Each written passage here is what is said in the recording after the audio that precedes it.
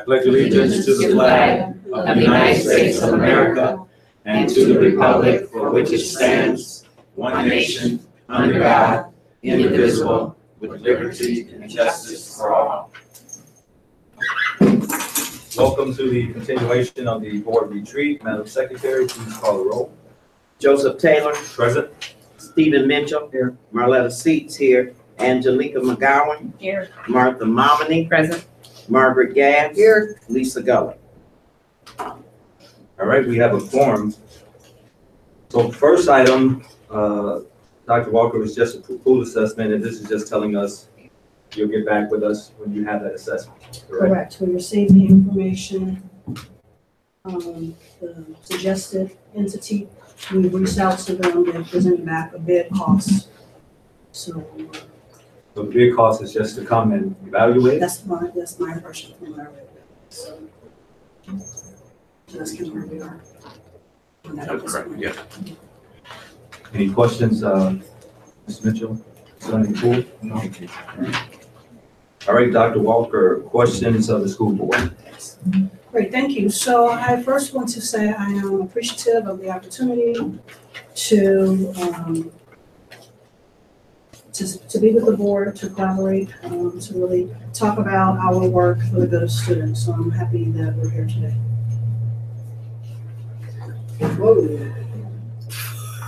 So I'll begin with asking a question about.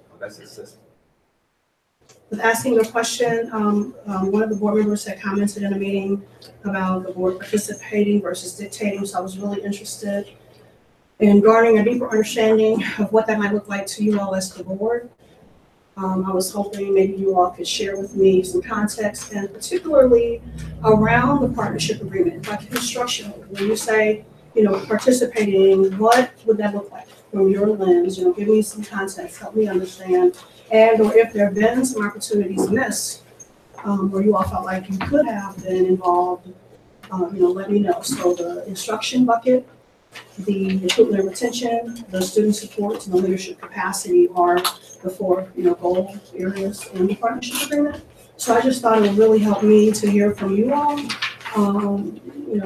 If I missed some opportunities, like I've said, or if there's some things coming up to help me understand better what that looks like for you also, so I can make sure I'm doing that. Okay, thank you. So we'll start out with questions from the board concerning question number 1. So we're here today to comment on that. Is there? How about the question she asked? Yes. Okay.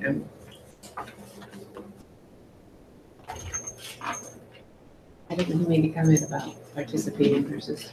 I don't know. Some of the, I don't know, Dr. Walker, if this one come in an email, or this is just one of your questions? This is my question. Okay, so this is Dr. Walker's question. In one of the former meetings, a comment was made from the board that you all wanted to be sure to be able to participate versus dictate. And so I was looking to understand better what that looks like to you all in terms of our work, so that I am sure that I'm responsive and, doing, creating those opportunities or responding appropriately. So I was looking for some examples of where you all feel like either A, in the past, you should have been allowed to participate and you weren't, if that's the case. Or, moving forward, in terms of the partnership agreement, I thought that would kind of help focus the question. We have those 4 buckets of instruction, recruitment and retention, leadership capacity, and student support. So my wonder was, thinking about that work, thinking about the partnership agreement, all the goals we have, where are some opportunities that you could help me to make sure I don't miss ensuring that you participate? I'll start off, Dr. Walker. Okay. So I think when the board says participate, it's kind of like even when we think about the grant process. Right now, we're a committee as a whole. So our committees have been taken away because of the partnership. Okay. So we don't know what's going on, because if you guys are doing something with the grants or whatever, we don't know that until you bring it to us. So we're saying that bring it to us at the table at our work session so that we know what's going on. So that could be RFPs, that could be grant committees, whatever it is, that's that we used to have in committees, we need to see that at the board table. I think that's my feeling. I don't know about you guys. If I may, is this on? Right It now, don't matter. it's Oh, you can hear me as long as you can hear me, I'm good. Mine, I had wrote down also, Mr. Taylor, was the grant process. And I don't remember the question during the course of any of our meetings that any board member said something about dictating, so I might have missed that. I know participate in some of the decisions. I know we have made some recommendations that to me were, and I'm speaking for me, that were ignored concerning suggestions of what it should look like per policy as far as the grants being disseminated in the area. I know I stated I don't feel like that we can make those suggestions anymore and see those suggestions facilitated. And there's another suggestion that was just made by this board that was no follow-up on the suggestion. We have people in the community come back to us, and we have to feel like that we have to defend the district as far as even when the partnership agreement started, we've had to defend our position at this board as far as we didn't know. And I can go into specifics, and I will in writing to Mr. Taylor at a later time, but I don't remember us saying that any of our conversations were dictating. I think this board has been respectful, at least as long as I've been on here, and probably before, to make suggestions that were not dictated. So where that question came from, I am not clear. And again, I have seen several instances where it was not followed through, and just a more recent one lately too. Thank you, Mr. Taylor. Anyone else would like to answer any one of the bullet points under item 1? Well, I want to speak to those. Okay, because what I want to do too, for the sake of time, because we only have 2 hours, Right. so I want to try to get off this subject if we can 3:20. That way we can continue with the rest of the questions for the meeting. Off the whole sheet subject, No. or off that first one? Off the, Yeah, okay. this whole question. Sure. So again, I heard the grant committees as an example, RFPs, information coming to you all up front. So in the format of sharing as an example, sharing the grant recipients and the weekly memo, instead of sharing it in the weekly memo, having that be an agenda item, like that? I think maybe, yeah, you bring that paperwork to the board, right? So we can be a part of even that discussion, because remember, when we had a grant committee, those items were brought up in the committee. So now we don't see anything except in the memo. So since we're a committee as a whole, anything operation, the business and finance, grants, whatever it is, should be brought to the committee as a whole in our work session. So that would lead, May I add that I'd also like to see, in suggesting to this board, as far as the RFPs are concerned, that we revisit that policy, and that this board put together a policy that does include the board as far as the process is concerned. So thank you. Dr. Walker? So again, I think I heard Ms. Seeks mention she would provide in writing some other examples of things that were suggestions for participation, and or were things where you felt you all tried to participate, but you used the word ignore.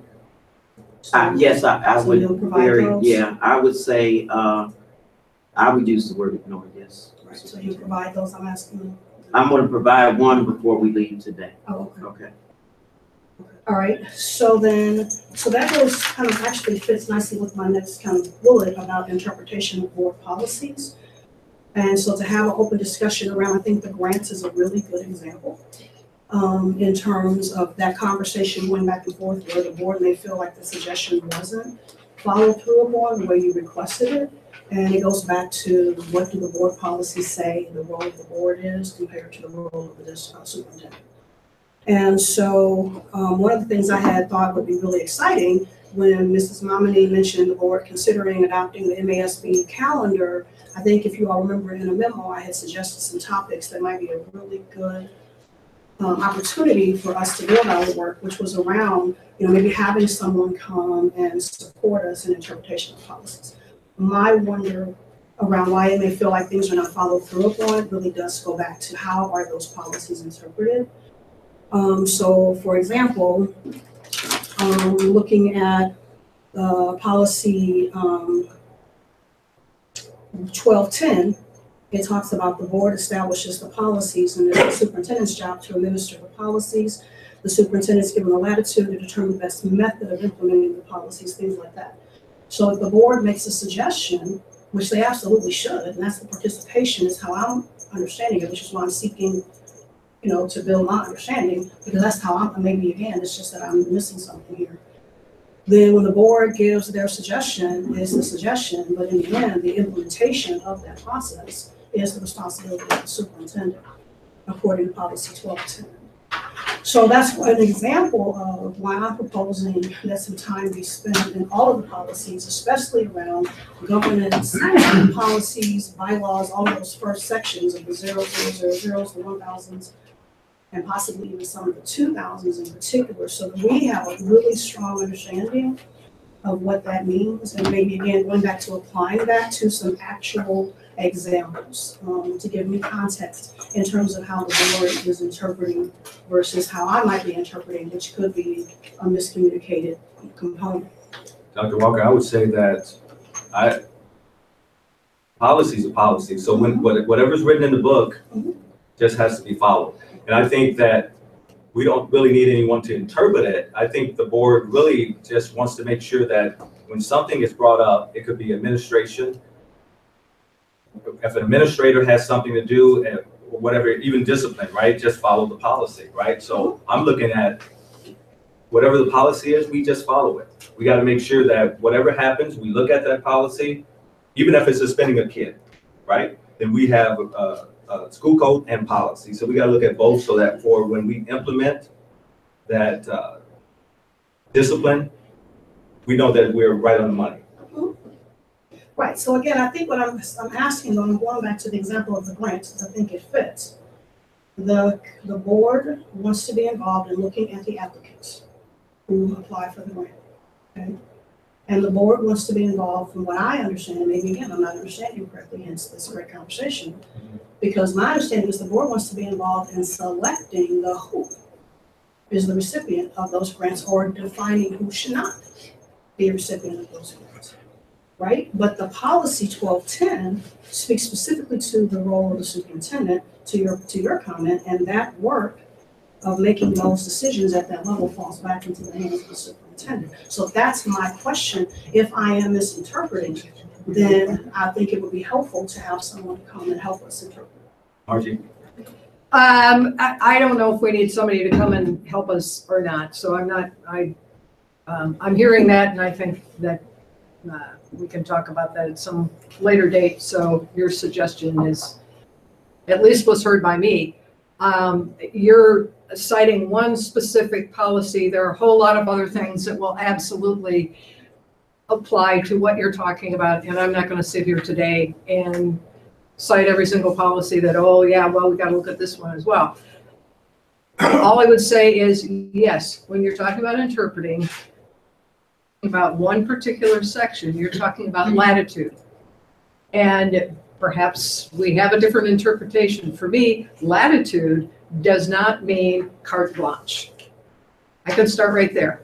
What it means in between, I don't know. But latitude means, yes, you have the ability to make some decisions because of your particular job as opposed to our job.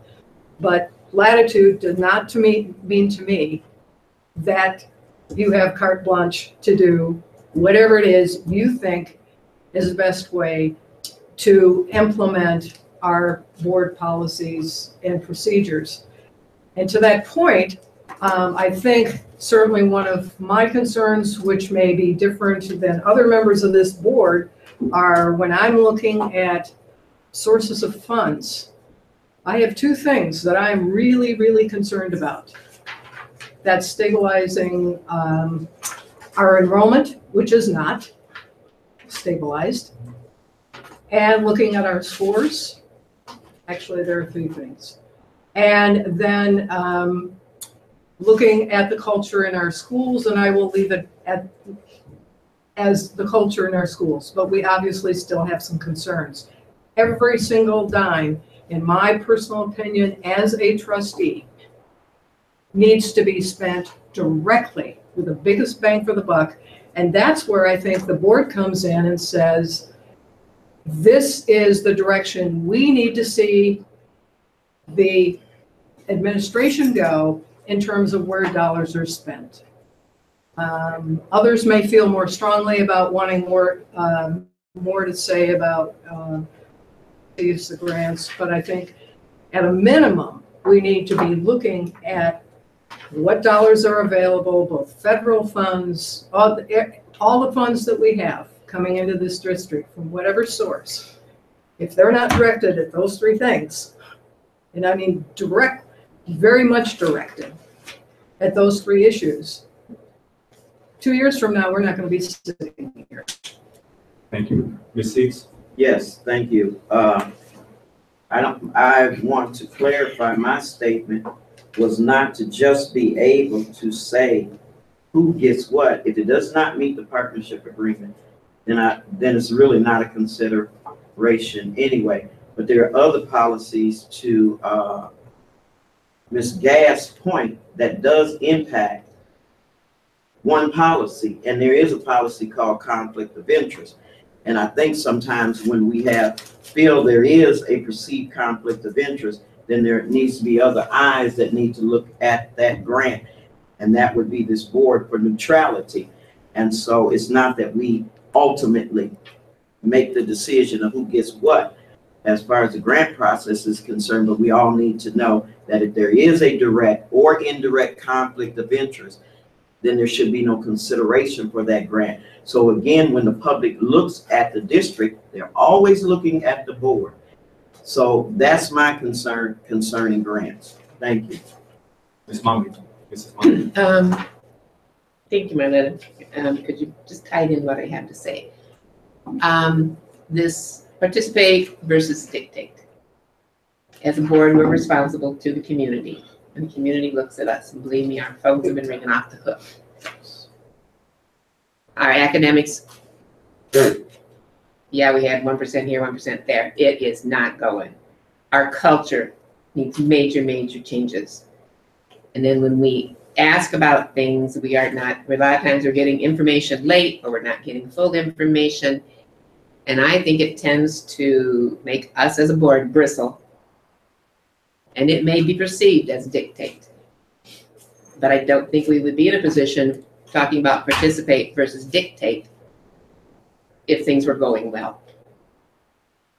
But things are not going as they should be, and therefore there's a lot of board members that are upset and discouraged and concerned about our district and whether we can really turn this around.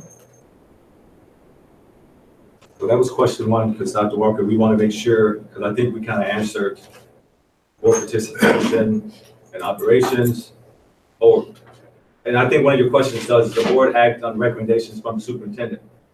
We can, and we do.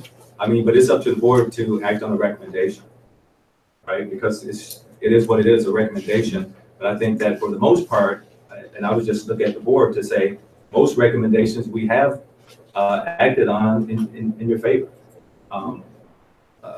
So, yes, ma'am. Okay, I hear you, Mr. Taylor. So if this question is posed, is there a situation where this board or the superintendent did not feel like we acted on a recommendation? Because when people pose questions, I think there's a rationale behind the question. So superintendent, do you have an example where you feel that this board did not support you in one of your recommendations? So I would answer that by saying, I think it goes back to interpretation of the policy. Because if the board interprets the policy as it's been presented, then it doesn't matter whether I think you all acted on the recommendation, because you interpret the policy such that it allows you to go beyond just refuting the recommendation, which again, the policy, as I interpret it, is your role. You absolutely can refute any recommendation ever given to you. That is your role, as I understand it, and that's why I'm going to keep stressing. I really think opportunity to delve more into interpretation of policies will help this conversation flow better, because I think there may be a difference. So I don't know that I can answer that, Ms. Seats, in the way you've answered it, because I think my interpretation is not aligned to you all's. Therefore, my understanding or thinking isn't aligned. And I would ask on the heels of that, you know, I'm going back to the document that the board adopted and agreed upon with NASB at the beginning, and it speaks to what the policies look like in action. So I agree with Ms. Gass. There are multiple policies that speak to the one I named. I have others, 1230, responsibility of the superintendent, et cetera. There are other policies. I completely agree. I think, again, it really goes back to how are those interpreted and what does that look like in terms of what the work of the board is in conjunction to the work of the superintendent. I agree again with comments made about the board's job to preview and look at and assess the work that's being done and the information provided to you all to speak to that. I'm a little interested, very interested in Ms. Momini's comment about information coming late. Again, I would like to ask for something to give me some examples of where you've not gotten information in a timely manner, because in the conversations that we have had, and from what I've seen, I've always responded to any questions asked of me. And we talked about that reasonable time frame. I usually try to get them to you the Friday of the week that they were asked. And when there's an exception, I comment on that in the memo. So I'd be more interested in looking at, from you all's lens, where I've been late, and I don't obviously know that. But, going back to this component of what did we agree to when I first came to Benton Harbor, and we've been putting this out every meeting. This came from our work with MASB that the board agreed to, and we have other documents that are similar to this that we've agreed to is what I'm operating from. So the conversation today, confuses me. Dr. Walker, I think, and then I'm gonna get to Margie. I would say that when you say a recommendation, you went off on a different level. A recommendation is, does the board act on the recommendations from the superintendent? That has nothing to do with policies. If you gave us a recommendation to paint this room blue, do we act on it? That means, do we agree? So when you ask that question, you got a little broad, but it's just recommendations is what it is. It's a recommendation. And do we do it? Yes or no? That's it. It has nothing to do with policy, because if you recommend that we get, for example, the data acquisition piece from Missouri, it's a recommendation. We may say, no, we think Power School is okay. That's a recommendation. It has nothing to do with policy. And acting on recommendation doesn't say you're going to say yes. Right. And so say you what? I'm sorry. And acting on recommendation doesn't mean you're going to say yes. It just means It that could you be can yes or vote. no. You can vote. Yeah. Yeah. I agree Okay. with all of that. So my additional comment was not, you're right, speaking specifically to the recommendations piece, but I was taking it to saying in asking that question, it ties back into the whole bigger, broader question of participating versus dictating, which is definitely a comment that I heard in the meeting. So that's, maybe I misheard. I don't always hear that grand A. But then in asking the question about participating to understand, for me, it does go back to policies. All of that whole section is about interpretation of policies and how the policies are interpreted, which plays out into how I communicate, perform, do, and how you all as well.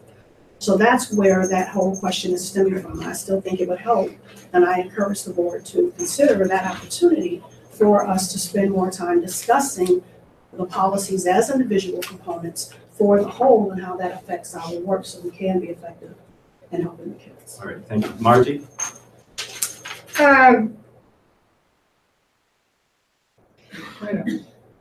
My only further comment, I guess, would be to say, we do have policies and procedures, and yes, they apply, and so does this document, which you've referred to.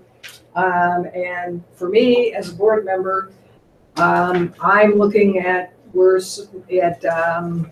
number K of goal 10 of the board, and it does say that We're supposed to designate and evaluate a superintendent. And we're responsible, we are responsible. You may implement it, but ultimately we are responsible for the outcome of budget, curriculum, facilities, and community relations. And to Ms. Seitz's point, when things aren't going well, we hear about it. And not only do we hear about it, but for me, and I won't go back over my previous comment, but I just remember what I said 2 minutes ago, because for me, it's the line in the sand. And I'm incredibly concerned about where we are as a district right now. And yes, you do have latitude, and you are also under your goal, number 11. Look at F, you do get to direct and supervise, and you also have to be accountable for the strategies and interventions for academic instructional progress in the partnership. So that accountability is when we see numbers and when we see what's going on in the schools and we're hearing from the community, it is our responsibility to come to you and say, well, it looks like this isn't working. And that isn't intended to be directed at you in any other way except as the superintendent, and that means let's think outside the box. And if you don't want our input into how to think outside the box in your implementation, I suppose that's okay. But then that is going to fall on you when it doesn't work, and ultimately on us if there isn't a school district here in 2 years, because we're still going to live here. I want to just go to 2 because we don't want to hold this up like we did Saturday and not address these questions. So Dr. Walker, question 2. So again, a part of my question that really stems from the first piece around policies and how they're interpreted, and therefore, is there something in my work where I am violating the policies? Because again, my interpretation, I mean, it's right, of the work of the board, and I agree with everything Ms. Gass just said. The only piece that again throws me is why it would be perceived I don't want you all's input. I'm asking for the input to understand what does participation look like for you all. So, so in that regard, when you talk about my work as a superintendent and you compare where the district was to where we are, I find it fascinating to hear the board speak to their concerns when we have so many other points that validate that the direction we're headed is a positive direction for the good of kids in the district. So again, what data is being considered and who's interpreting that data, I think is an important piece for me to understand from the board. So I think we just want to stay on this topic of this question. Correct. We don't want to go around that. So the question on the table, is there anything that the superintendent needs to know regarding her performance as a superintendent?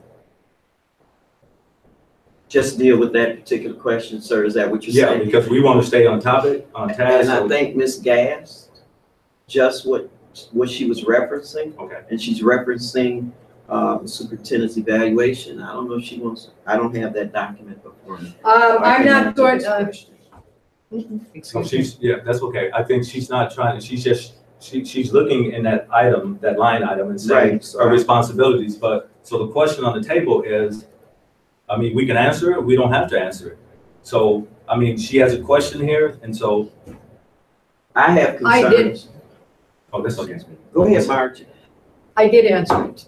There are 3 things, and again, we would like to be able to all work together and to help move this forward, and what we're doing now isn't working. And, that isn't about trying to say, oh, there's nothing good about the school district. That's not the point. But the point is, in these goals, which I take very seriously, every single word in this goal, and you all probably know them better than me because you've been here a lot longer, we are not meeting these goals.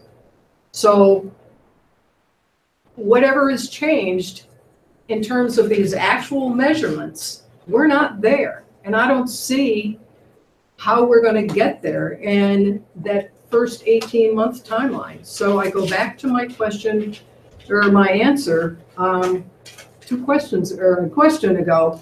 that how are we gonna get there? Because we're not there. I'm looking at the data that you gave us. This is not subjective, this is objective.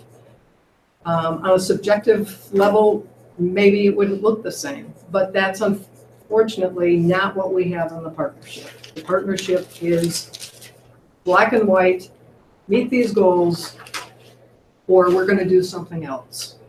So maybe it would help, especially for like you, Ms. Gass, not being there when this was all drafted initially, so I don't know to what extent you've been communicated with, and I think it might behoove you and even the board to have Dr. Teasley come back or someone from the Department of Education or the new SRO officer that is being instituted to talk to the board about the state's interpretation of where our data is, to your point that you shared, and how the state looks at that, because again, I just stand strongly and comfortably behind the understanding and the belief that the state and those who are measuring and monitoring our work do see and are looking at the progress. And I believe an example of that is ACA, where if you look at our data overall, our achievement is still really unacceptable. But the fact that we can evidence through the NWA scores and through the M-STEP that there has been small but growth, not proficiency,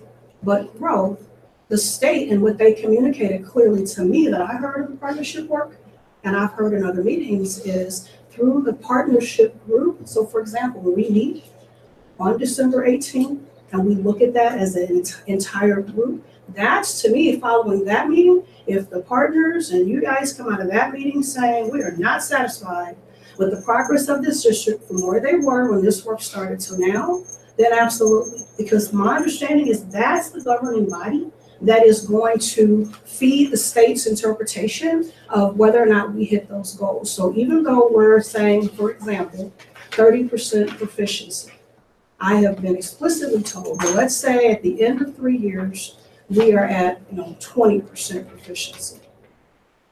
We have shown growth. It is an opportunity for the state to, yes, to your point, say, you know what, we're done with our closing. Because they didn't hit 100% of every one of those targets. That is not my interpretation of how the state will respond.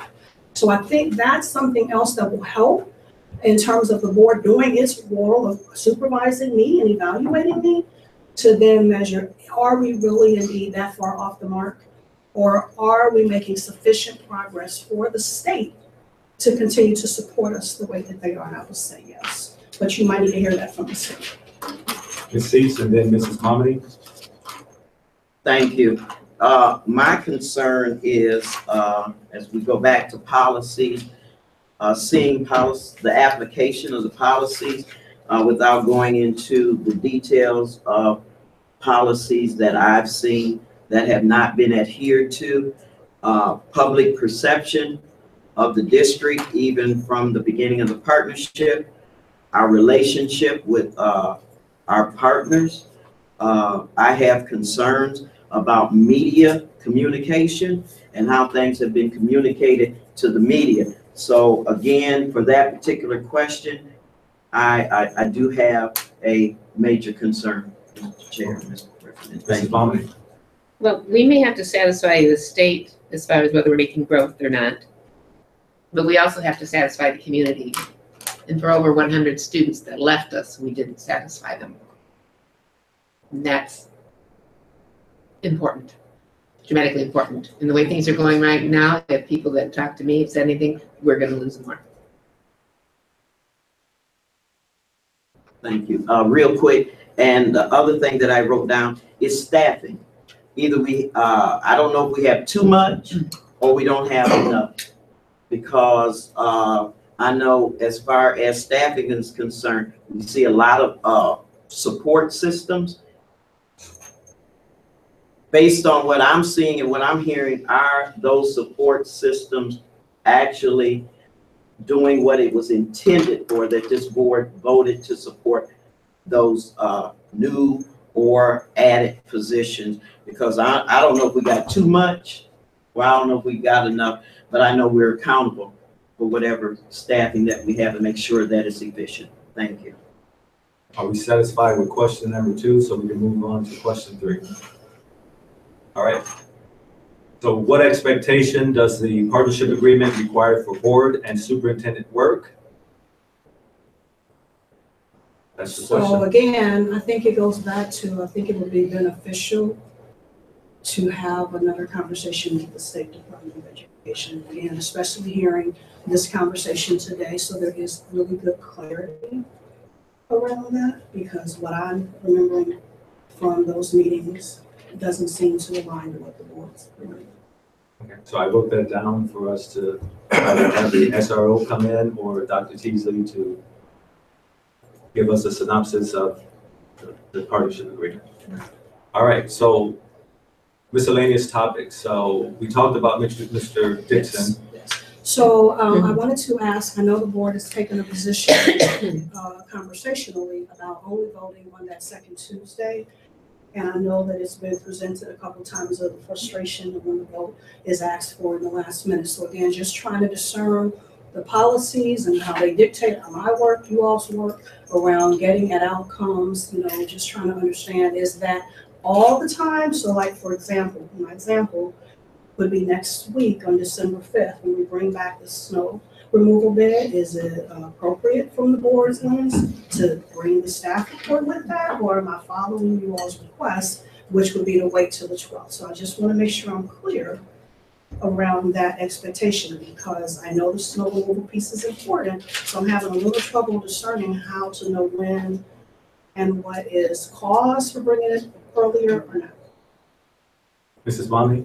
Okay, it has been standard practice since 1988 that I know of, that the voting occurs on the voting session, not on the work session.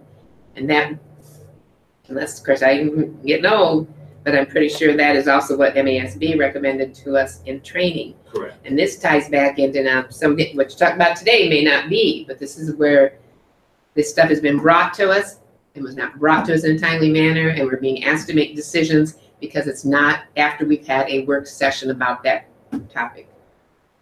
So it's a safeguard so that we have time to hear information and discern any questions and then make a solid decision. Correct. And I'll get to you, Margie. Mrs. Momney is correct. It was recommended from MASB. And because even they stated in one of our trainings, said no, every board that they go to train votes on the regular session, not the work session. Now, if it's an emergency sometimes, right, then we can do that. If it's an emergency, it's like all of a sudden the partnership agreement, if we don't get this thing voted, we're gonna violate, makes sense, right? But I think the board is just concerned with all the time just pushing stuff on us at the last minute. Margie? I just, without having committees and not having ever sat on a board that didn't have committees, I don't know how else we would manage this. So I'm assuming that may be the background since I wasn't there, but I know for me personally, I need a work session. I want to be able to see what is actually going to be on the agenda for the next week that we're going to vote on, so that we have time to actually discuss it and get additional documents, so that the additional documents don't show up just for the voting session. So for me, I'm delighted that MASB thinks that that's the way we ought to operate, because without committees, I don't know how else you do that. Mrs. C? Yes. This is one of the examples with the Eric Davis football coach incident, where I think that somebody did not follow policy. So that is, again, it's not an isolated incident. And we belabored on this for 45 minutes last time, and it's a policy issue. And it should not even have to come before the board, again, because staff is responsible to know the policy. And so whatever date we have to do it, but this is one of the examples that I'm talking about. Okay, so any other comments for? I just want to speak to the Misha The board had asked me to share documents with Dr. Butterstone and Misha. Those were never shared. I wanted to just make sure you knew why, so it didn't like there was an issue. So because it was in that, right in that transition time between Dr. Weatherspoon and Paul Connors, when I offered those to Senator Paul Connors, said he didn't want them, he didn't see a reason why we were sending them to Weatherspoon. So I just wanted the board to know that that didn't happen, but it was not by my choice. It was this treasurer said they didn't want those. Okay. So I think your main question from that miscellaneous topic was about the voting on the second Tuesday. And Just information, things that I just wanted to have an opportunity to ask the board about. You know, I think what I could ask that I think would be helpful too in this conversation would be around the weekend memo and the purpose that it does or does not serve for the board, where in my world, I'm giving you guys a lot of the information so that because you don't have the subcommittees that you used to have had, because there's a lot of things that are happening in this district every single day across a multitude of platforms, it's my intent to try to keep you aware on that with the memo. So that might be another opportunity to visit and ask questions around, is that the format that is best suited for this board? and I think Dr. Walker, for example, if there was an emergency for the snow plowing thing, right? Then that could come to the board and say, hey, you guys got the data. You know, it's gonna snow next week in the forecast, could we vote on it? I mean, something like that, right? Like if it's an emergency, because you've already given us the data, right? And so then it would just be a question of, could we call a vote if it was an emergency or a time issue? You We know, have the new data. the new data, You don't yes. have that yet. Do you? I don't think so. No, You don't okay. have that. So that's why I'm asking the question, because you don't have it. So following the process, not the policy, again, to understand, and unfortunately, I heard something different from MSB, so I hope, you know, we'll verify that, but we would bring the new RFP information on Tuesday, and then the board would vote to the following week.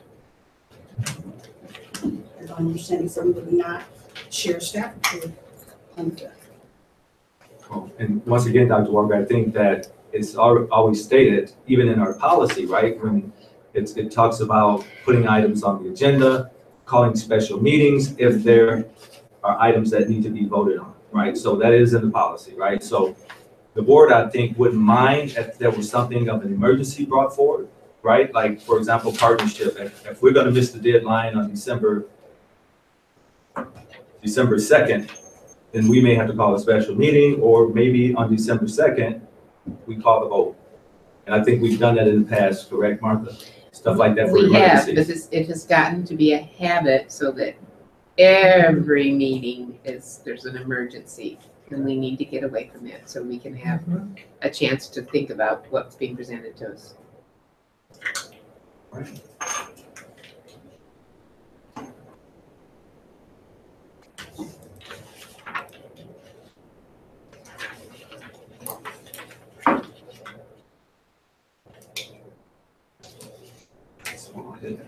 So can you make that? Oh, I'm sorry. Let me add just one last little comment on that. Sorry about that. Yeah. When looking Thank you. at your answering of questions, I think that the issue, at least for me, is not that I don't appreciate the memos and getting the information, but remember, we're basically prohibited from talking to one another unless we're sitting here. So we're not supposed to use emails.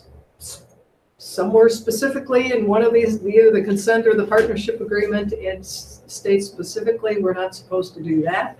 So keep in mind that even though you've answered us, other than occasionally on a one-to-one basis, if we run into each other, we do not have any opportunity to discuss what you're telling us until we get to that board session. So it does put major constraints on us, and it's going to take time. Margie, I would say based on the Open Meetings Act, the superintendent can send everyone an email. You're just not going to respond, and if you do respond, you can respond by yourself. And so you can communicate with the superintendent. That I understand, but if it's a concern that we have that we may want to talk with each other about, we cannot do that, Well, I mean. other than in this forum. Right, or the phone, or, you know, and so Dr. Walker talked about maybe establishing a one-on-one session with board members. So on a weekly basis, for example, maybe you come in for 15 minutes to ask those questions. That way you do have that opportunity. Because we can't do it as a forum unless we call a meeting. Yes. Where in the Opens Meeting Act does it prevent board members from having conversations? I mean, It's not. Because you cannot make a decision, you cannot deliberate, but there's no law that says two board members can't go to lunch and talk about the school, as long as it is not deliberating towards a decision. If that's the case, then we're a whole lot of people in government are violating the law. So I do and I don't agree with the one-on-one sessions, because again, I think we all need to hear the same information at the same time. We got away from committees, and then when you translate, you lose something in the translation. So I'm staying away from the one-on-one meetings, because I like to hear it, and I like to be able to hear what everybody else is hearing. Mr. Taylor. I think what I heard from the superintendent was that one-on-one would be to answer those questions that you had, not a whole board question, but you may have an idea, whatever. I mean, but it's up to the board. I'm speaking for my letter. Okay. You know, anybody else at the board can do it. All right, so the next items, board superintendent relationship per the consent agreement. I think Ms. Cease, that was one of your questions. It is one of my questions and my concerns, because once we had generated questions from the board, we had certain questions, and then what we did is then when we got this questionnaire generated. So I became concerned because of the questions that we had from one of our retreat meetings. It generated, and I didn't know a board member had asked about participate versus dictate. And so then I became concerned, was there anything that this board was doing or asking that was impeding the relationship with the superintendent per the consent agreement? Superintendent. That's my question. Is there anything that this board or a board member is doing or has done that has impeded the relationship per the consent agreement with you yourself? The consent agreement speaks a whole bunch about our relationships, so I would be interested to understand what I'm missing from there. I mean, I think it speaks to the relationship of the superintendent to be responsible for ensuring the consent agreement is followed. But I'm not recalling anything like this minute, so you might have to help prompt me. Even as far as the agenda is concerned, is the agenda a part of the consent agreement? What partnership? Just the partnership? Just partnership. Okay. You said the agenda? Yes. For the meetings? What agenda? I'm sorry. In the board partnership agreement, there is a part that states you have to, every time you create the agenda, follow the partnership agreement when creating agenda. So I think that's your question. The agenda for the board meetings? Yes, absolutely. Because I'm referring to the policy that's in the board policies on creating the board agenda. So that's why, again, I'm just trying to make sure I understand. No, that comes from the partnership agreement from the state. That's in our partnership agreement. About our board agendas. Yes. Must align with the partnership agreement. So every time that agenda is created, that's in the partnership. Must be something for you all that I just don't know for the board to do. No, that's Can your we look at it? responsibility. Yeah, can we look at it? Because again, I'm in the That's just a partnership question, so agreement. we can move on. I'm not lost on that one. Yeah, help me out. Align all school board meetings agendas to major responsibilities of the school board as outlined by MASB, goal setting, policy. This is actually something I read earlier. Designating and evaluating superintendent, budget, curriculum, facilities, and community relations. Is that under the superintendent's goal or the board goal? It's under our role. Right, that's what so Okay. that's the role of the board. So when you ask the question, is the board doing something that impedes that? I think, That's the board's role to decide what that is. I think, so the first question was about the consent.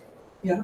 And is there a person impeding on implementing the consent agreement? An example could be a violation of an open meetings, right? And that could be one of us. Could be For any. example. Yeah, So I absolutely. think that's what she's referring to. Has there been a person that has impeded on us implementing our partnership agreement? I think it's just a, kind of like a yes or no. I'd have to think about that because I've not focused my energy on whether or not you guys are doing things. I don't have an answer to that question, President Taylor, and I've not followed your role as board members in that light. So I'm not, I don't know the answer to that. But again, I'm going to go back to what Ms. Gass read. If that is a goal for the board in the partnership agreement, and that's for the board, the way I'm interpreting that again, that's interpretation to discern the behaviors of each other. And you all tell each other if somebody's violating, not for me to answer that. I haven't even looked at that. I don't know. I think that just got confused, right? But I think the question was about the consent. So has anyone impeded you, Dr. Walker, because you're responsible for implementing the consent agreement? So has anyone, a board member, impeded your process on implementing the consent agreement? I would have to. District, as far as the district is concerned, because again, we agreed to no surprises.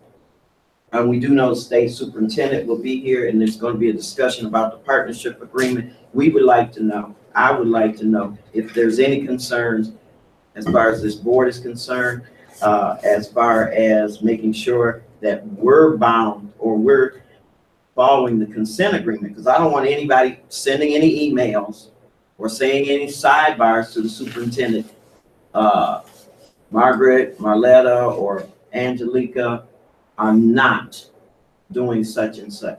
That's why, because this was supposed to be a transparent conversation. So I just want to know, is there anything that you feel that any board member is or has not done to ensure that the consent agreement is being benefited to in this partnership agreement? Because And it is again, I'm part of it. gonna say that I need time to process that question. I don't function So from you that saying way. you don't know? I'm saying that I cannot Okay. answer that. And what I can say to you, Ms. Seats, and I wouldn't speak to it specific to the way you're asking the question, Okay, but I can say even from just this meeting today, okay. how the board is interpreting policy and the application of and your role and mine, I still think are very misaligned, which is I think a real concern. Well, that's And my I question. think that is why I keep proposing an opportunity for us to have time to talk about what does that look like and to go back to MASB and the things that they've talked with the board about. You know, maybe I have forgotten things or I'm misinterpreting or vice versa. It's no shame to blame. But I think the clarity around that is critical to us moving forward to fulfill the expectations of the consent agreement and the partnership agreement. And that I will say out loud, if that helps you. That does help answer my question. Thank you so much. So I would say, Dr. Walker, these two questions are the same. Has there been any issues with the consent agreement or partnership, right? And so really, it should be really easy question to answer. Because if Joseph Taylor was out of line or did something wrong, you could say yes. So it shouldn't be I have to think about it because as Margie read today, you're responsible of implementing that partnership agreement.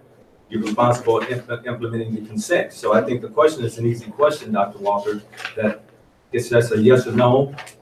I don't know if I would say I don't know, because then that means that you're not really looking at the consent agreement and the partnership to make sure that it is being followed. So I'm gonna unfortunately disagree, Mr. Taylor, with that because I absolutely am following the consent agreement and partnership agreement in terms of monitoring it, but not measuring that monitoring against the board. That's not my job.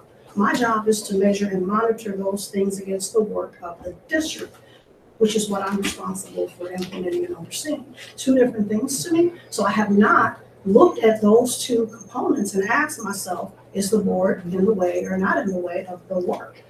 Because I don't see them as the same, and I don't see that as my role.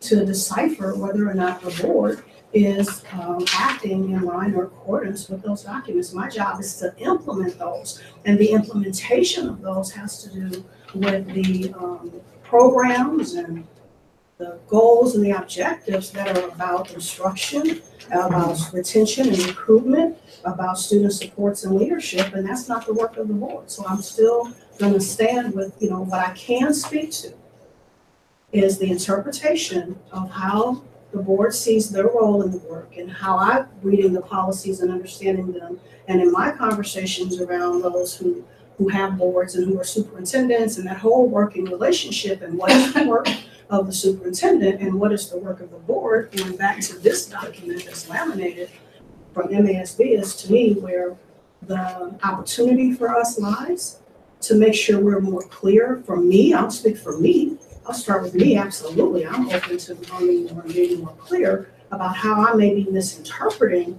policies. And that's where, it may feel like I'm not listening or not adhering or not being receptive to input, which are all contrary to my personality. So I think it goes back to our interpretation of policies. And I think that piece will impede us, if anything, from successfully attaining the expectations in the consent agreement and the partnership agreement. And that's what I was saying. But I'm not gonna be able to speak to individuals. Well, Dr. Walker, I think you can speak to, because you told me, you said, Mr. Taylor, make sure that, I want to make sure that we don't violate the consent agreement by not having the camera on. So the question at the table was, is there anything that could have impeded us or has impeded us? You warned me to make sure that we had the cameras on, right? And we couldn't cut them off because that would be a violation of the consent agreement. So that's why I was saying that question is easy. It's a yes or no answer. So is that an example? That's an example. I mean, because I know that did happen and I did reference that meeting. And so without saying or repeating, I expected, thank you for chiming that in, because it wasn't told to me that we had violated the consent agreement. So in answering your Per question. se, not, President Taylor, I'm saying per se. in that example, that doesn't speak to any one board member. I wasn't here to know who did what. So when I share with you later that the consent agreement tells the board that they should record their meetings, and that's the board's requirement, and I prompted you on that. I don't know if I don't know who was here and who did what, but I did feel it was appropriate and my responsibility to let you know that. Yes. But the question asked me, do I believe individuals have violated? And I'm saying, I'm not looking at it from that vein. So I heard the question around individuals. Well, let me Example, but it wasn't the articulate board, it was just you all didn't know. I felt like, so I told you. Whether we know or not, we're still responsible. And one of the things, ignorance to the law is no excuse. So I don't think we don't need to excuse. If it is a fact, then we plan to make sure we adhere to it. So we're not looking to say, and I'm saying, well, maybe it was Margie. We function as a board. So if one makes a mistake, we're all responsible for whatever happens. That is something that will not happen, and it was not intentional. And whether intentional or not, if it has a concern in the consent agreement, that's why the question was asked. Thank you, Mr. So I will put it in writing for the board after I've gone through this. Are there other opportunities now that I better understand how you've asked the questions, Cease, that the board as a whole, although maybe by actions of an individual, have put the board in jeopardy of violating the consent agreement or the partnership I agreement? appreciate it. I'll be glad to put that in writing based on my opinion. Because nobody says Mr. Taylor, they say the board. Margie, Thank you. I talked around, I'm sorry. I'm good.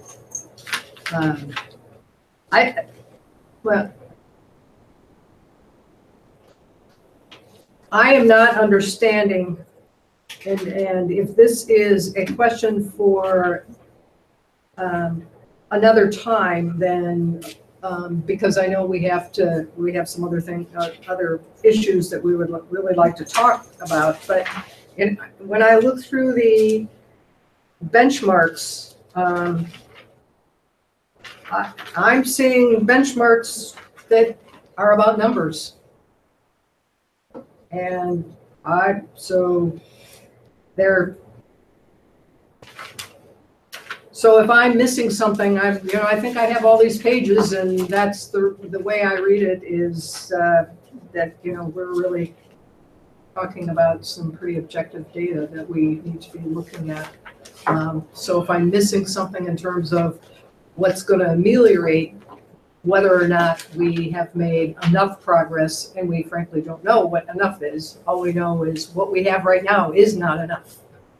And that is the message that I certainly have heard. So what we'll do, we'll get a hold of Dr. Teasley so we can go through that, because I know you were not here when we did that document, just to make sure you get an understanding of those line items.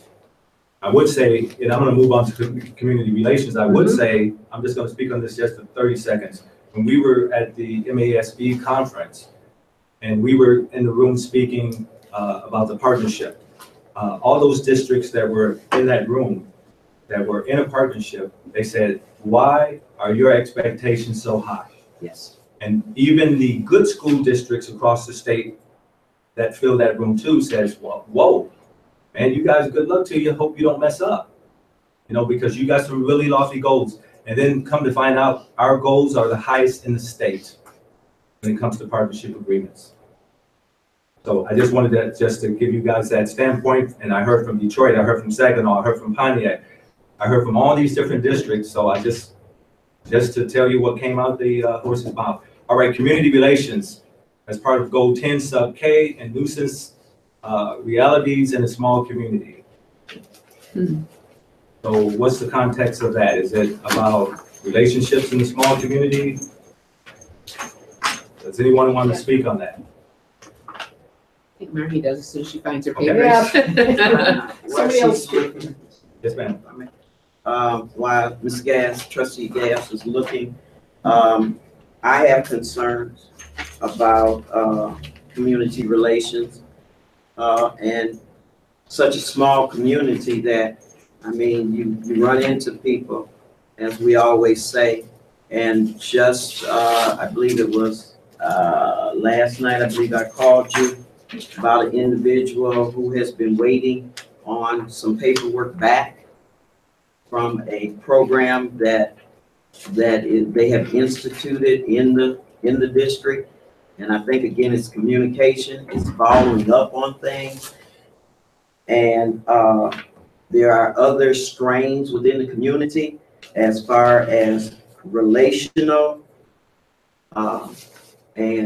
We can, as we go down this list, go into more detail. And the reality in a small community, some of the realities is that I would like to, as somebody said earlier, hear it now and not wait to hear it from the Herald Palladium. Because in this small community, sometimes we see it on Facebook and then the board gets it and it's totally different. So the reality is in a small community, we need to work on our relationships, and I don't think we have the best relationships in the community as we think we do. Margie? Just to follow up on what Trustee Seats is saying, one of the issues was, for me, was opening up the Herald Palladium to a headline of Mildred C. Wells officials like partnership deal, waiting to hear from Benton Harbor area schools about buying former Boynton School. And then there was an article, and in that article, is there anybody here who did not read it? So we all know what I'm talking about. And I know, I'm assuming that your response to us, Dr. Walker, that you did not communicate with anyone is accurate. However, in their minutes, there are references to you and frankly references that you did not return phone calls or did not return communications. So I'm understanding that, but this is going along with what Trustee Seats says, is it's a small community and virtually between all of us, we probably have not just Benton Harbor City, but we have the entire Benton Harbor School District and beyond contexts where we're all going to hear something. And it is a small community. And so I think we need to be very, very careful. And frankly, it just informing us, listen, I got this phone call and I did not return this phone call or this communication so that we don't see this in the newspaper. Because it was shocking to me, I have to say, because I had no idea that Mildred C. Wells was looking at our school. That's not what we were told. So we had no idea. So I'm assuming that because your name is in there, and I know that, I don't know, a year or so ago, back in 2016, I think they were looking to leave some school, wasn't this one. And you, according to their minutes, you showed them through the school. That's not a problem for me. I have no idea what you're talking about to this Well, day. Mildred C. Wells. I understand what they may have reported, but I'm gonna say again, I have Well, no idea then, what they're talking about. somebody, you must know somebody there that's referring to you, so I would suggest that you talk to whoever it is and say that it's not working well for our school district when we see things in the paper that about. I don't know about it either. I can't report out something I don't know, and actually, I didn't read that article per se. I don't get the help lady. You probably ought to go back and read it, and that is one of the things that I do is read the local news. I don't read much else, but I read the local news with some consistency, because I think that is an issue, is then we hear things and we can't respond, because we're standing there, what are you talking about? We're the board, and we don't even know about this. So just for all of us, we need to know, we need to be cognizant of the fact that we all have different contexts, and whatever we say is probably going to be repeated. Ms. Gass, I'll give you another example. A newspaper out of Detroit reported that I have quoted something I never said. I did trace it back to get to them, to tell them. They never talked to me, and they did come out later and say that. I think the risk for that will always be for any superintendent, that someone will take a liberty to say something that you didn't say, to your point, to make, reach out to them and ensure that they know they're not to be using my name or saying I've done things. I don't know a soul at Mildred C. Wells. I couldn't name one person out of their I don't know anybody from here. So for them to say whatever is being said, as I shared in the when you all asked me, it's not true. So for someone to be able to just say that happened, I mean, we have the airplane in the room. So those of you who would, I would love for you to ask that question. Where did you get this information? Because it didn't come from me. So the board could then speak out on behalf of the district to also support the notion that those out there should not be misrepresenting the district, because that is a gross misrepresentation. I've not gotten a phone call. I don't know anything about somebody trying to buy her. I don't know anything about that. So Dr. Walker, I would say that here at Palladium, Mildred C. Wells may have gotten that wrong. I think the assumption was probably Signature Associates, because we were under the impression that it was something LLC out of Lansing that had looked into the property. We never knew that it was Mildred C. Wells, so they were under the guise of something else. But I think that Mildred C. Wells may have made an incorrect quote in the paper because they had to deal with Signature and not the board superintendent. But getting back to those board minutes from Mildred C. Wells, I'm just saying it's in their board minutes. I don't know why they would state that in their minutes, and then they had other minutes where you took them into Morton Hill. It's on their minutes. So somebody either they're sabotaging you or that happened. But I'd love to get and I believe it mentions the name of who stated to their Board of Education. So maybe you need to approach the person who stated that in their board minutes. So that would be under like transparency. So I think things like that, I'm just saying, Dr. Walker, if we hear something like that and then we look at the minutes, then the first assumption for anybody would be like, man, that's on the minutes. It's kind of like us at a board meeting. Susan's doing some minutes. And so if somebody was here at the meeting, they said, that's on the minutes. It happened at a board meeting. So that's where some of the transparency and trust level. I think today we heard about wanting to make sure we get things on time and not behind time.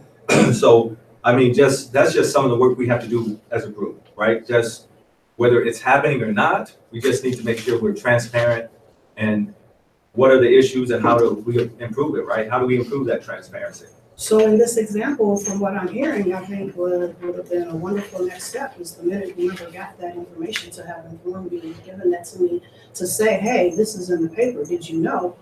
And just what is being proposed here at the table to have said to me in another venue. So the conversation today would be me giving you a report out with documentation to show they were camera, because it's all incorrect. But I can't speak to something again that I don't know. So I would ask to that question of, so how do we improve that it does go both ways, and back to that issue of no surprises. So if the board knew to the depth that you all were sharing with me about minutes and all of that, that if you all were, as you are, not if, as you are concerned about my role, then to have let me know that and have provide, to err on my side, to know that I would have told you had I done something like that. Because again, I would say I feel I'm super transparent. So that way you can validate or negate that based on the follow-up that I bring to you when you let me know what your question. Oh, Mr. Taylor, I think if it's in the paper, I don't think it's necessary to bring it to a board meeting. Most people either read the Herald Palladium whether they want to or not, or if not, they go on WSJM, they go online, and it's not the fact that who it was that was, it's the fact that that's not what we heard. We don't have an issue. So nobody can leave the room and say, oh, they got an issue with Mildred. That is not the concern. The concern was that, again, we were surprised, and there were board meeting minutes that had been shared where there was several communications with Mildred C. Wells concerning Dr. Walker and a tour of one of the facilities before that facility was even on the consideration for sale. And so there were, and that would be a concern. And I don't think it's the board's job to, so it doesn't get out of context, to think, again, this question still throws me, Mr. Taylor, is what does it look like for the board to participate versus dictate? And that may be some of why, Superintendent, that some things are not brought. I have not heard, and I have an excellent memory of any board members thinking that we're dictating. And my perception was that you thought we were dictating. So I would be reluctant to share information at that magnitude because I don't want to violate any partnership, any consent, any agreements at the state level, because the perception in this community and the state, all the way up to the state, as that we're non-productive as a board, we're mean, a whole lot of other things that have been said about this board. And so maybe there is a reluctance to be able to share with you, a superintendent, because of things that I have heard and I have witnessed about this particular district, even at a state level. And when I hear negative remarks about our district coming out of staff's mouth, then I'm reluctant to share, because I don't want anybody to perceive that I'm saying something to attack anybody. But I mean, when you have paperwork and it's on the www, what can you say? So we got a sheet here, Mr. Mitchell. Yeah, I don't know who put this sheet by my desk, by me or MLK. Was this to be passed out? Yes. Okay. First of all, I say to the rest of my board members, I really appreciate your input today. I think you've been awesome. For me, myself, I think that my comments and my talking will be done through the evaluation process as we get to the superintendent. But I think it's important that this piece of paper that we just got out of our table, President Taylor, I would like this read into the record, please. This is very upsetting.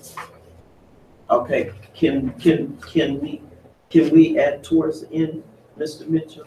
Can we read that Well, I think are we not into the transparency and trust level? Yes. issue? Oh, So, yes, sir. Yes, so, Yeah, so I'll read this. This is a letter dated November 30th, 2017. It starts out with the oath for teachers. I do solemnly swear or affirm that I will support the Constitution of the United States of America and the Constitution of the State of Michigan, and that I will faithfully discharge the duties of office of teaching or of teacher according to the best of my ability. That's the Michigan teacher oath. Now, the staff at MLK have come together to express their concern for student and staff safety at their school. We have observed over the past months, student safety becoming a major concern. We feel as though we are unable to fulfill our duty as an educator due to major behavior and safety concerns. We no longer feel safe in our workplace. Several of our staff members have been physically assaulted by students. These students face little to no consequences and are back in the classroom shortly after the incident. This jeopardizes the safety of the adults in the room as well as the children. It makes the classroom environment extremely toxic and very difficult to continue to teach. Students are too afraid to focus. The teacher oath says that we are responsible for supporting the Constitution of the United States and the state of Michigan. This is a concern for staff in our building for the reasons listed below. These experiences happened multiple times daily. 1, student-staff assault.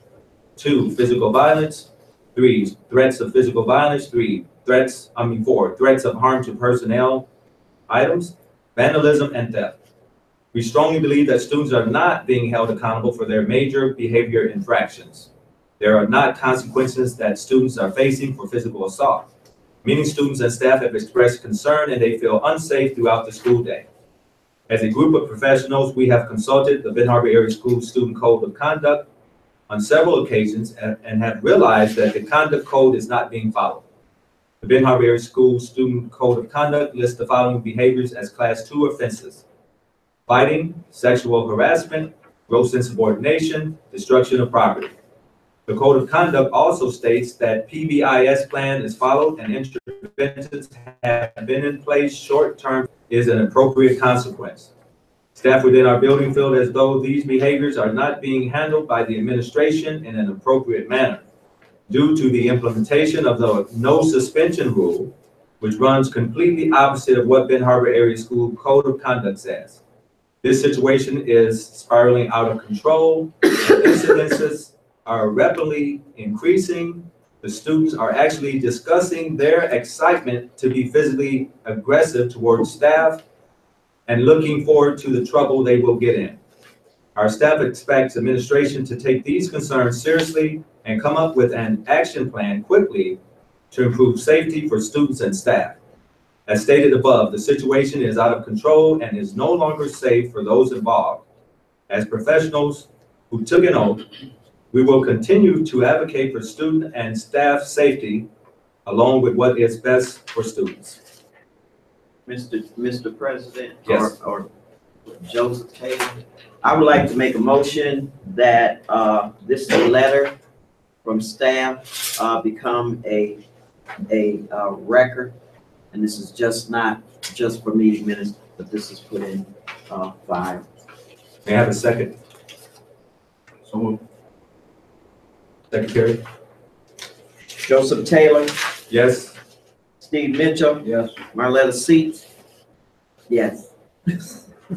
Angelica McGowan, Yes. Martha Momney, Yes. Margaret Gass. Yes. And does anyone know where this, it was sitting here, it's been sitting here for the last, okay.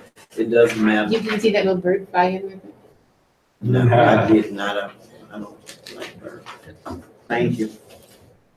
May I speak? Yes. So first off, my first comment would be that I would pose the challenge to whomever wrote this letter that their information is inaccurate. I'll stand behind that it's in writing. There has been no ruling, there's been no suspension. That is inaccurate. Now, what has been put in place, which is appropriate, goes back to the new law that came out in August around the response that districts have in the restorative practices area and ensuring that proper response to student behavior occurs before suspension. That's what this is about. It is uncomfortable for staff and it is uncomfortable for administration. But in order to ensure that we are meeting the new law, we are in our third year, we'll be getting a letter, so we have asked for it in writing. Our third year of non-compliance around students who have disabilities and how we respond to discipline.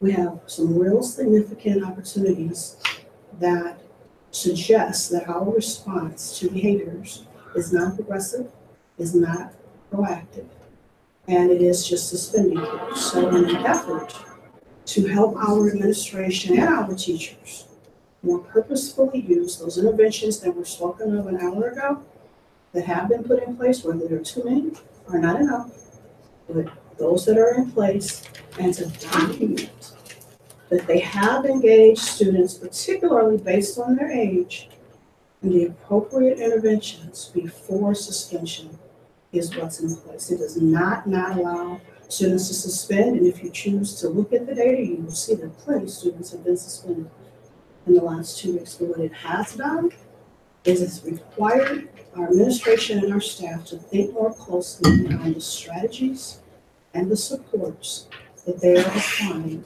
to students and to help them in that process. The conversation in the weekly memo was to inform them, to notify the district before they actually enact a suspension, not to stop it.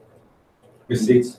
Yes, so then on that note, could we get a list of the most recent incidents at MLK and to see if there is no violation of state requirements? Because now that I'm looking at this, and I don't want to go into detail, but I believe there are some incidents that goes over and beyond, and that may be borderline. Also, I do know for a fact that the Boys and Girls Club has offered since I believe the beginning, and I have to refer to Brian Leonard, beginning of the school year, instead of kids being suspended, that the buses would take our kids to the Boys and Girls Club instead of suspending them. Mr. Leonard, do you know anything about that offer? No, ma'am, I don't. Okay, thank you. Okay. So we got, yes, Mrs. Montgomery. Okay, yeah, you're right. My problem, there's state law and there's liability. And what I have witnessed, I believe, is setting us up for some major liabilities. Is the state law going to pay for our lawyers to defend against these liabilities because we're following the law? And then the no suspension rule, I did not see it in writing, but it was read to me from an email. And in that, it indicated that teachers and principals could not suspend unless they contacted one person who would decide if it was appropriate to pass it on to Mrs. Robinson or Dr. Walker, and then they would decide if a suspension was going to be appropriate. And the concern is that it appears that suspensions are all being said no, even when it includes physical violence. And I'm really concerned about the liabilities on this. So that person that you referenced, because of the nature of their work, was the initial plan, not for them to make the decision, but to be the point of contact so administrators could get immediate support. Because people felt some kind of way, we shifted that, and so administrators contact us directly via text, and that was what's going to happen.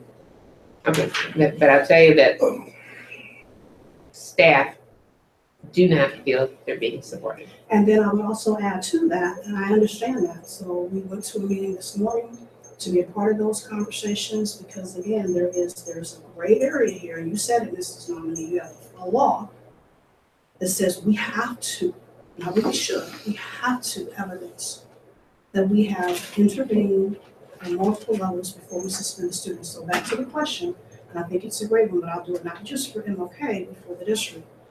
I feel very comfortable that if a student is violating a law, those are automatic suspensions. The other piece that we've said to administrators is if you or a staff member is physically assaulted, that can absolutely be a suspension. The code of conduct, as it reads, says, and I'm not going to quote this exactly, but it's including to. It doesn't mean it has to be. So we're not violating any laws when these infractions are not an actual law. We're not violating any policies. By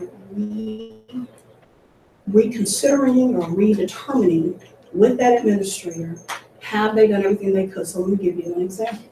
At the high school, a suspension was going to occur because the young man put his hands on the young lady. Okay? Not appropriate. We all agree. Normally we would just suspend the student out.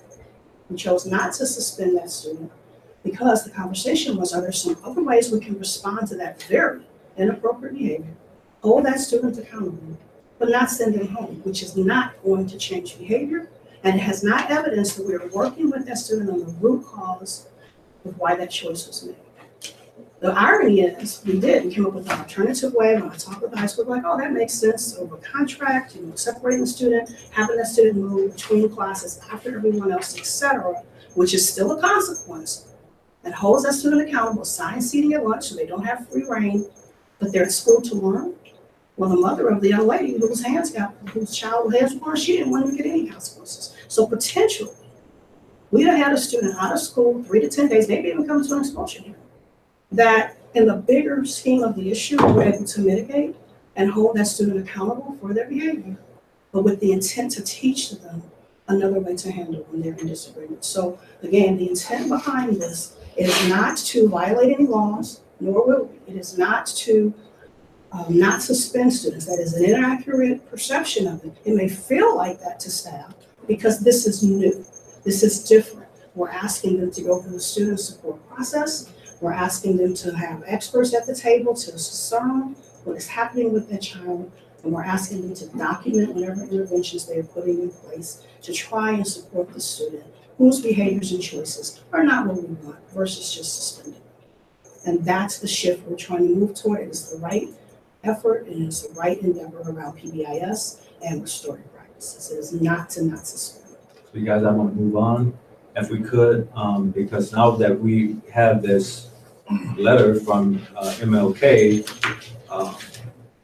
the board is on notice, superintendent, you're on notice. We got to do something because there could be a gray area here that if I choke a kid out and the kid goes unconscious, they need to go.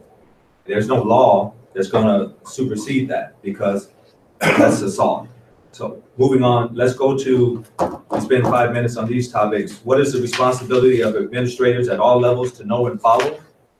District liability if not followed. Specifically, administrators do not seem to have an understanding yet of the revised seclusion restraint. Do administrators and staff know the district student mobile phone policies, procedures, yada, yada. So I think what happens on this, we just talked about some of that, but I think I was talking to Martha and we were saying that the next time we have an expulsion, we could have the attorney bring in our principals after the expulsion hearing and train them on policies, procedures when it comes to restraints, when it comes to the revised school code, as well as how to fill out the paperwork properly for expulsions, so that when the board members get there, everything is how it should be. Those trainings have already occurred. The principals have had 3 trainings around seclusion and restraint. Okay. And also we also did a training with that lawyer. Okay. With the principals on how to complete the expulsion package. Well, good. Okay. And when did that happen? It was in August, July. August, we have to get the exact date. Then I'm here to tell you, they don't remember. But they have been trained. Then we need to figure out what our next step is. And I will tell you, having sat in on a number of these hearings, at least 2 of the principals are very eager to have some further training and help in terms of how to fill out an incident report, who should be filling it out, as well as the things that you're talking about in terms of what they have considered and what has been done. Because I will tell you that it's very difficult to sit there in one of those hearings and have a lot of blanks that aren't filled in, which we may be able to get as we ask questions, but not always. So I know that this is a difficult, complicated area that involves, because of the change in the law. So actually the change in the law is not about physical restraint. That hasn't changed. But the other areas, there are other areas that have, and perhaps we either need to have further training for them, or perhaps even when they're together. I don't know if they're discussing some of their issues and how they're handling them, but that was my suggestion to you, was not giving feedback to me about what had happened, but what are the principals getting? Because they've got a tough job and they need to support their teachers who are sitting in classrooms and just trying to brainstorm around what to do.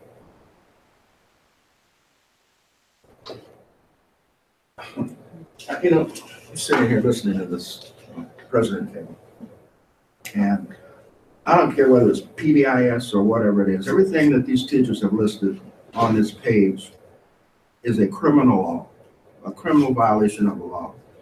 And if the police are not being called in to deal with that, I mean, we're talking 3rd through 5th graders here.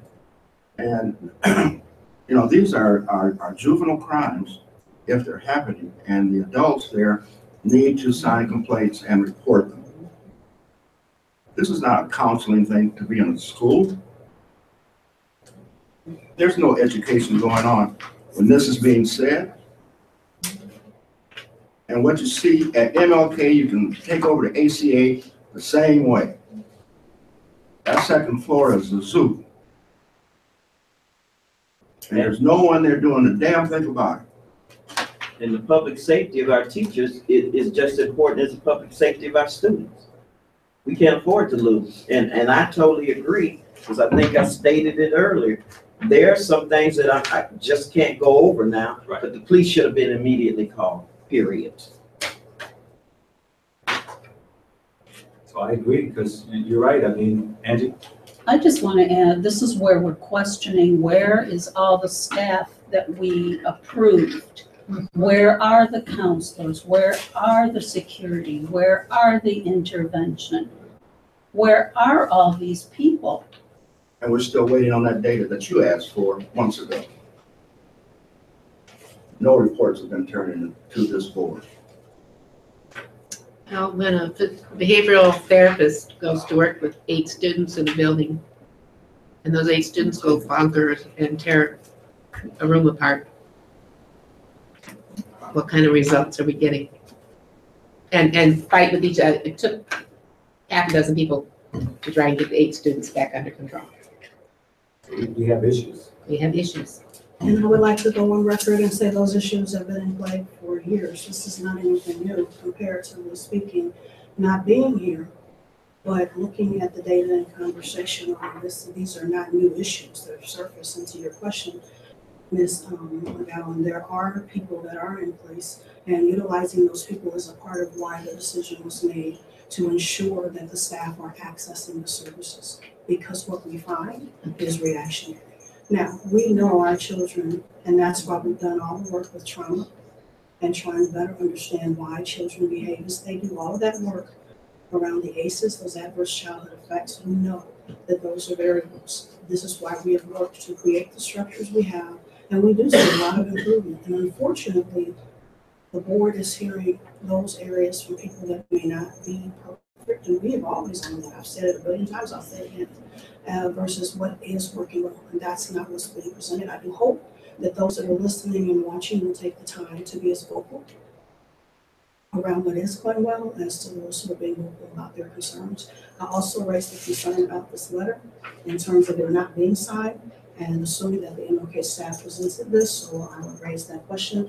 In my past experiences, if people on record to accept something, it's documented as to where it came from. We don't know who wrote this. May I?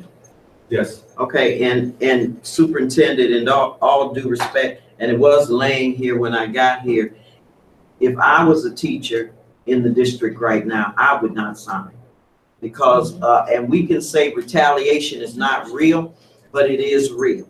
We have lost staff, and we can sit at this table and act like, I don't know about historically, when my son was in Benton Harbor area school, the kids were not running around and they did not control the schools. I don't know when the behavior escalated, but this is not historically Benton Harbor area schools. I do not want to sit on a board where I hear that I'm talking about right now, we can control. These same kids go to the Boys and Girls Club and they walk down, they're mannerable, they sit, and I've seen them go from D's to A. I've seen kids from our district participate in other programs and they're mannerable.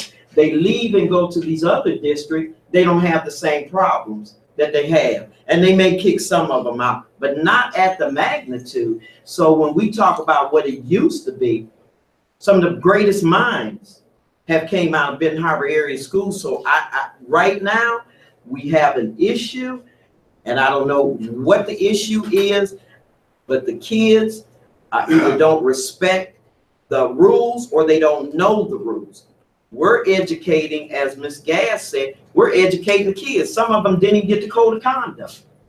The parents didn't even get the code of conduct, haven't seen it. So we're copying the code of conduct for the kids based on the situation and handing it to them during the expulsion hearing, and the principal. They said they can't afford the books or whatever it is that the school used to give out. So that may be a starting point, that the kids know what's wrong and what's right. We cannot take it for granted that they go on the internet and read all those pages. If we can't afford it, I mean, I'm sure we got partners who can pay for the books to be printed out so that every kid and every parent has the school code of conduct. Because sometimes we think that somebody knows that I'm not supposed to have a cell phone because you told me in September.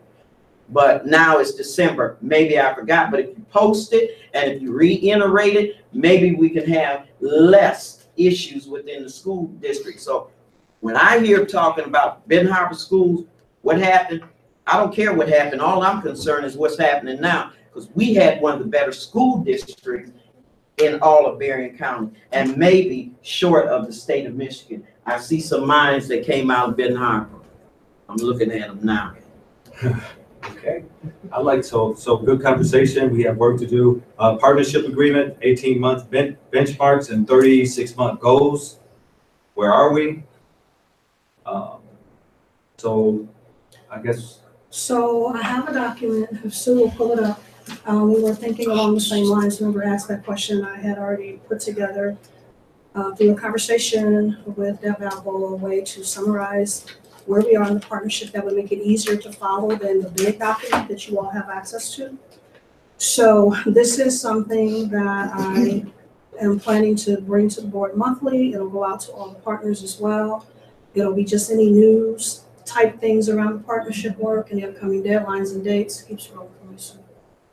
Any reminders, etc. But then at the bottom, what it'll do is in graphic form give you updates on where we are in meeting the partnership goals. So as you can see here, through November 16th, when I had was able to put it into a document for me, out of all the goals, and so scroll back up right here, under instruction, all the instructional goals that are listed in the partnership agreement, you can see 40% of them, we're not there yet in terms of their completion date.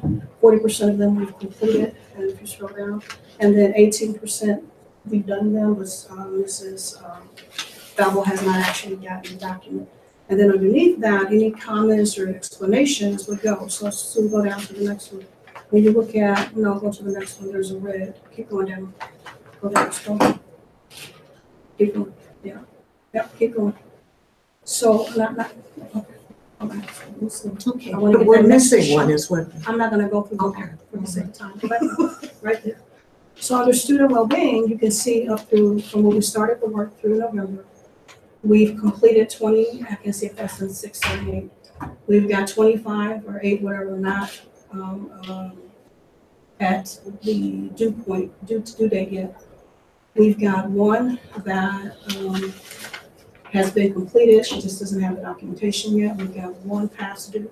So where you would see a one past due, underneath there will be an explanation, well, what is that? Was that a partner goal? Was that a district goal? What made that one not happen at the date it was assigned? And then you've got 39% of those that are gonna be up soon. I'm not sure if that means by the end of this month is what I'm thinking, but they're coming. So the intent would be that the board every month would get this document and it would summarize where we are in the partnership work. So again, looking at this, we've got this one that's past due in student wellbeing. I believe if she scrolled down again, there's 1 or 2 that didn't happen yet in the leadership capacity chunk here right there. And it's just one. It looks bigger because there are fewer goals and benchmarks in that section, but it's still just one. So out of, however many goals and benchmarks we have, 2 of them have gone past the due date, and then the explanation will follow for you to know what was missed, why is that in the red. So my thinking was this could be information the board would get every month along with the core partners that would give you a summary and a partnership agreement. Okay. I just have a question. I'm looking at this and then I'm going here and I'm thinking, okay, where is this? And I'm finding it. You're in the actual agreement, Ms. Yeah, I am in the partnership agreement. Right, we have an implementation document that has all the specific goals in it as well, and that's what this is from. And I was looking at student well-being. Are we a part of student well-being or is that our partners? Both. So you have in the Okay. partnership agreement in the first section, where the district's works of what we're doing, you'll see that that graph. And it says, let me pull it up so I can speak to it specifically. Yeah, my computer went down. It's like 4 boxes. Can I just come show you? Are you okay with that? I'll show you where the district's work is versus the partners, because you have both, but they're not in the same space to your. Would you just tell me the page and I will I'm find it? gonna have to get action for a second. All right, so on Do you think it would be page helpful for the entire board to get 13, this document for everybody's This goal? document. Let me see. This is one that I've gotten. I've already got the school board one. you have access. It's a document in Google that you can go look at every day. Is that what you're asking? Even, no, well, I don't know if everybody has access to this one, The whole- because it tells what everybody's, it's just done in a different format, different layout that may help you. The board does have access to that, Mrs. Okay, All right, well, we don't need to belabor this. I will find out from It's someone else. page But 10. so you've got these goals, but where are the goals in terms of what we have to do as a school district to improve our student count and our test scores? Sue, can you bring up the partnership agreement, which is what you all have access to that I've shown you on a couple different occasions and meetings? And it's very robust, but it does show by subgroup. So it'll show the superintendent's goals, it'll show the board goals, it'll show the district's goals and benchmarks around instruction, and it'll show the partners' goals and benchmarks around instruction. And it's a big old document that Mrs. Momini just held up a couple of sheets from it. And that's where all the color coding goes to show what's being done, what isn't finished. So that's one place the board could look to follow the progress of the partnership work. But the document that I just showed you is a summary of all of those individual goals of all those individual goals, so you have a quicker look. So this document here that you have access to, and if you want to write the name of it down, once the slow computer pulls it up, it's called the PA Implementation Plan. If you go into Google and you go into your search bar and you type that in, this will come up. And so it's going to shrink it down for you because it's really big. And at the bottom, when it all goes in, because again, it's really big, you see those tabs across the bottom? If you click the arrow key, it's getting really small, but Sue can click on each one of those. It's broken down in a couple of different ways for the board and all the partners, not only just the board, but all the partners have access to this as well. And so what you have are all of these particular areas by topic. So those 4 areas: leadership capacity, recruitment and retention, et cetera. And on that tab is either the district's goals or it says partner goals, and it'll list it what it is. So to your question, if you wanted to look at the instructional goals that are district-based, it's on one tab. If you want to look at the instructional goals that are partner-based, it's on a different tab. So then you can follow the partners versus, you could follow, and that's what she's just showing you guys have access. You could follow the partner versus the district's actual goals and what they're saying they're supposed to do, who's responsible, and the bottom. And it's also color-coded. So the document that you pulled out, Ms. Gass, that's the actual agreement that we submitted to the state. That document was broken further down into actionable steps. That reporting out that I showed you in that last document is in direct correlation to this document, not the one you're looking at. And hopefully that helps it. It makes sense. So those two last questions were answered with the progress report. Yeah, That's the progress report you created, as well as the implementation plan. Okay, so my last and follow-up question is looking at the partnership agreement, and I understand about breaking it out and et cetera, but my question still is, perhaps as a new board member and not having gone through that process, are they, you know, in terms of how this district does, both from a state perspective, as well as what has been brought up here, a community perspective about our schools? Does anybody really care what Lakeland is doing? You know, that's helpful to us, but you know, in terms of or Andrews or the Boys and Girls Club, I mean, You have to want to know what they're doing because they're a partner, and without partners, we don't have a district. I understand that, but in terms of how we're actually going to be measured, say all of our partners have completed everything, and then we're still looking at this and talking to the state about this, and they're going to say, well, all your partners met their goals, and therefore you're all good.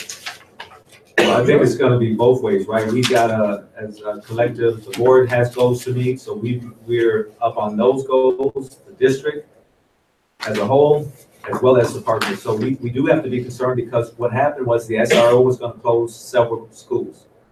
This district wouldn't have survived. So we did the partnership agreement. State superintendent said, without partners, there is no agreement.